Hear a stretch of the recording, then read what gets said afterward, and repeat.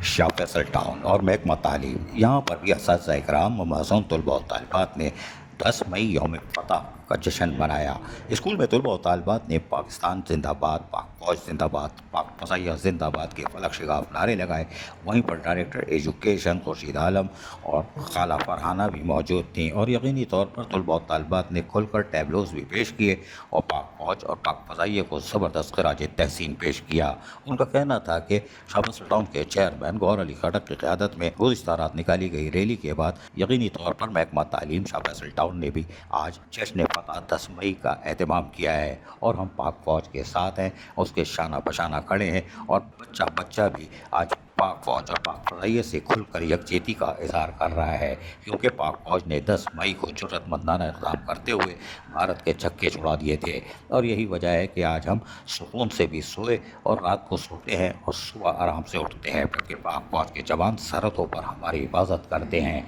अजीज़ Arif KBS बल्दियाती news Karachi. ऐसी ही खूबसूरत वीडियोस फ्यूचर में हासिल करने के लिए रेड बटन पर क्लिक करके और बेल आइकॉन को प्रेस करके हम सबके सब्सक्राइबर बनना मत भूलिए।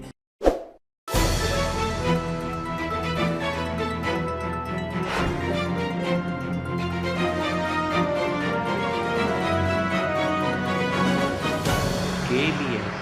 बल्दियाती न्यूज़।